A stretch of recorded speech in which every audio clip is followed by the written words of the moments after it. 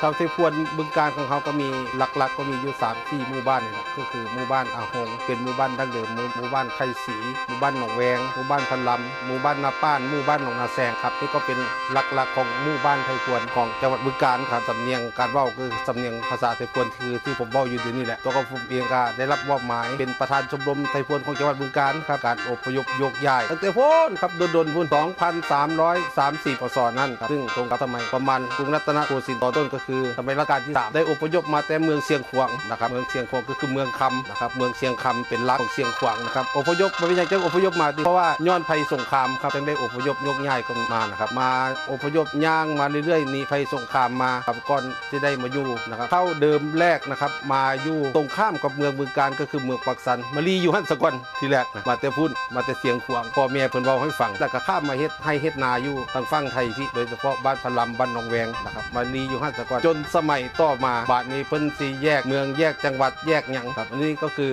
การอพยพยกย้ายมาแต่เมืองเสียงขวางได้นอกจากนั้นก็มีพี่มีน้องจากหัวเมืองต่างๆนะครับมาสมทบเส้นเมืองบริคำครับบริคำไซนะครับอพยพมานะครับมาอยู่หันอยู่บ้านพะลำแล้วก็มาอยู่บ้านหนองแวงก็จังได้แตกมาอยู่บ้านไข่สีแล้วก็จะมีหมู่บ้านอาหงแห่งนี้นะครับอันนี้คือการอพยพมาตั้งแต่ประเทศลาวเมืองเชียงขวางนะครับเพราะว่าภัยสงครามนะครับอันนี้ก็คือการอพยพโยกย้ายนะครับของชาวไทยพวนของจังหวัดบึงกาฬไทยพวนเฮาก็มีเอกลักษณ์เป็นของตัวเองก็คือสำเนียงนะครับสำเนียงการเว้าที่ไปอยู่ไสก็บ่หลงหมู่เฮาไปทางใดเขาเฮาเว้าภาษาเฮาขึ้นมาไทยพวนคือกันจะหันหลังปั๊บทันทีสิทักทายกันทันทีนะครับตัวนี้ก็คือเป็นความภาคภูมิใจของเผ่าพันธุ์ไทยพวนเฮานะครับเนาะครับอีกอย่างก็คือการเว้าการจาบางเทื่อมันก็บ่คือบ้านคือเมืองเพิ่นปานใดเปรียบเสมือนความคล้ายๆก็คือห้องนอนจังซี่ภาษาไทยพวนเพิ่นจะห้องว่าซ่วมถ้าเป็นภาษาอื่นเพิ่นก็สิว่าเป็นห้องน้ำไปพุ่นแล้วก็หน้าต่างคำว่าหน้าต่างเพิ่นก็ว่าเป็นป้องแอมครับการแต่งตัวนะครับเนาะทางพ่อทางผู้ชายเพิ่นส่วนมากก็สิใส่ผ้าขม่ากันเสื้อผ้าก็คือที่เห็นกันนี่นะครับเนาะนะครับคืออาหารการกินจังซี่โอ้เฮ็ดครั้งนึงจะกินได้อยู่ประมาณอาทิตย์หรือว่า2 อาทิตย์ครับนี่มันจะบ่เสียง่ายนะครับตรงนี้เพิ่นก็เป็นกลอุบายของเพิ่นให้ทาง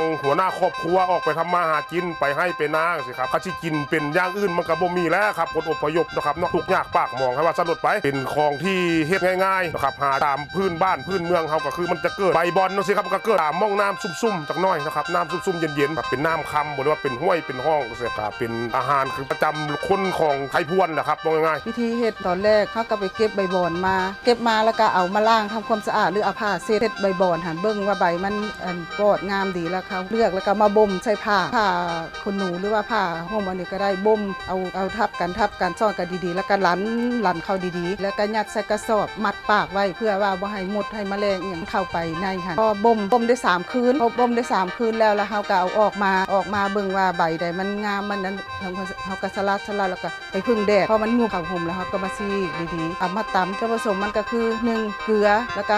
ข้าวปลายเอาใบมะขามในตำลงตำให้ใบมะขามละเอียดแล้วเฮาก็เอาใบบอนลงมาใส่เฮาก็เอาข้าวปลายเอาเกลือลงใส่แล้วเฮาก็ตำให้มันเข้ากันบ่ถึงกับแบบว่าบ่ถึงกับละเอียดแต่ว่าให้มันเป็นหยาบๆก็ว่าพอแล้วข้าวหั่นปลายข้าวนี่พร้อมขี้แล้วก็เกลือนี่ท่อนโต๊ะต่อใบบอนฉีกแล้วให้มันได้1 กิโลใบมะขามนี่หั่นก็เอาจัก3 ขีดใส่แล้วก็มาตำคลุกเข้าให้เข้ากันเบิดแล้วเฮาก็เอามันยัดลงหันตำให้แน่นบ่ให้ล่มเข้าถ้าล่มเข้ามันก็สิมีกลิ่นเรียบร้อยแล้วเฮาก็เอาผ้าขาวมาปิดปากถุงยางอีกพลาสติกอีกแล้วก็เอายางรัดเฮาก็คมปากมันลงคมปากไหลงเพื่อให้น้ำคันมันไหลออกมามันก็สิมาอยู่ในผ้าที่เฮาห้องไว้มันสิเฮ็ดให้มันบ่ไปทางใดพอมักแล้วเวิบได้3 คืนแล้วเฮาก็ออกมาแล้วเอาไปนึ่งใส่ซึ่งใส่หวดนึ่งไปจัก2 ชั่วโมงเสร็จแล้วเฮาก็เอาออกมาเอาพึ่งให้เย็นพอมาปรุงรสมันมาตำโอดมันนี่คือสิ่งที่อยากให้ชุมชนรุ่นหลังนะครับได้สืบสานวัฒนธรรมไม่ต้องอายนะครับว่าเขาเป็นไทยพวนเขาต้องไปอยู่ไสเขาก็ต้องเว้าพวนจังซี่แล้วก็อีกอย่างนึงการแต่งกาย